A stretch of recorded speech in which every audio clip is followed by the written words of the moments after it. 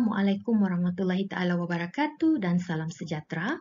Saya Cikgu Hanita binti Laja Harun dari SMK Bandaraya Kota Kinabalu akan membentangkan perkongsian saya yang bertajuk melibatkan murid 5 sains di SMK Bandaraya Kota Kinabalu dalam penghasilan video pembelajaran untuk meningkatkan penguasaan isi pelajaran. Antara kandungan pembentangan saya ialah pengenalan, perancangan, pelaksanaan, dan tindakan selanjutnya. Sebagai pengenalan, video ditakrifkan sebagai media yang mempersembahkan audio dan grafik secara serentak. Melalui aktiviti menghasilkan video, murid akan dilibatkan secara aktif dalam pembelajaran. Hasil kajian CEPLUS, penggunaan video dapat meningkatkan penglibatan dan motivasi murid seterusnya menguasai isi pelajaran. Berdasarkan pengalaman saya semasa menghasilkan video, pastinya murid akan terlibat dengan aplikasi pelbagai elemen seperti pembelajaran abad ke-21, KEBAT, KPS, kemahiran teknologi dan pembelajaran berasaskan projek. Seterusnya, video dihasilkan oleh murid bermanfaat untuk diulang tonton dan dikongsikan kepada murid lain di seluruh negara.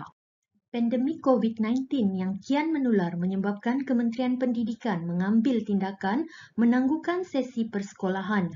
Pada masa yang sama, murid bakal menduduki peperiksaan SPM dan pembelajaran perlu diteruskan bagi memastikan murid mencapai sasaran GPNP 1.82 dalam peperiksaan percubaan bagi mata pelajaran sejarah.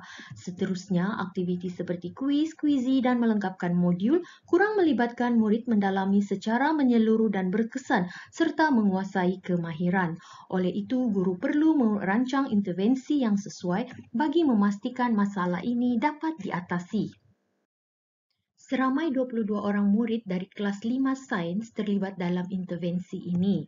Bagi memastikan mereka menguasai isi pelajaran dan kemahiran, seterusnya merealisasikan sasaran grade purata mata pelajaran 1.82. Berikutnya, bagi memastikan mereka terlibat dengan pembelajaran yang kreatif, informatif dan bermakna dengan mengaplikasikan pelbagai kemahiran. Berikut adalah cartagan dan kertas kerja yang mendapat kelulusan pentadbir. Selanjutnya, guru membimbing murid menghasilkan video pembelajaran dan cara-cara memuat naik ke channel YouTube. Perbincangan dijalankan secara maya. Hasilnya, murid berjaya menghasilkan video pembelajaran dengan hashtag video untuk Cikgu Hanita Laja Harun. Murid berjaya menjadi YouTuber dan memperoleh view channel yang tinggi dan mendapat tontonan daripada dalam dan luar negara seperti India, Jerman, Filipina dan Indonesia. 3 fasa pelaksanaan membolehkan sebanyak 22 video dihasilkan yang berkaitan dengan topik fokus SPM. Video yang dihasilkan ini turut menjadi bahan sokongan bagi modul kluster Jabatan Pendidikan Negeri Sabah yang mana saya sendiri terlibat sebagai penggubal.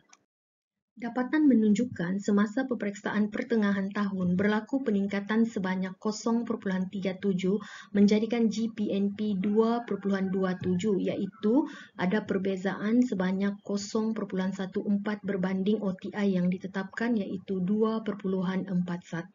Berikutnya dalam peperiksaan percubaan berlaku peningkatan sebanyak 0.91 menjadikan GPNP ialah 1.36 sedangkan OTI yang sepatutnya iaitu 1.82. Ini menunjukkan perbezaan 0.46. Oleh itu, pencapaian murid adalah melebihi sasaran yang sepatutnya.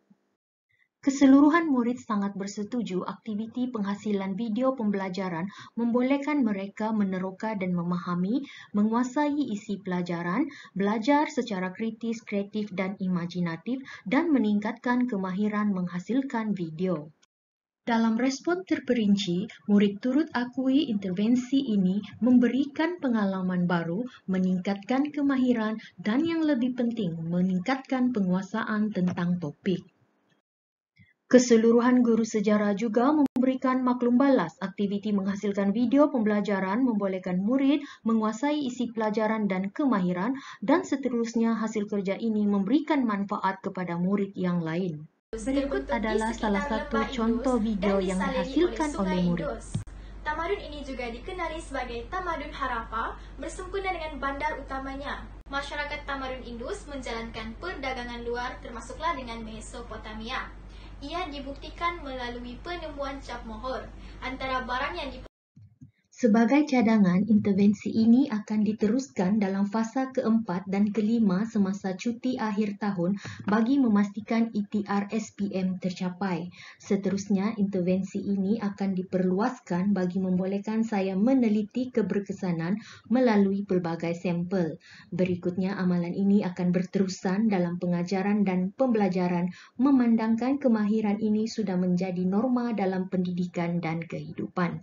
Sebagai rumusan, pengajaran dan pembelajaran sejarah mampu menarik minat, meningkatkan penguasaan dan kemahiran murid jika guru menyediakan program pedagogi yang sesuai. Seterusnya, kejayaan murid menghasilkan video pembelajaran membuktikan murid dan guru berjaya mengharungi norma baharu dalam pengajaran dan pembelajaran.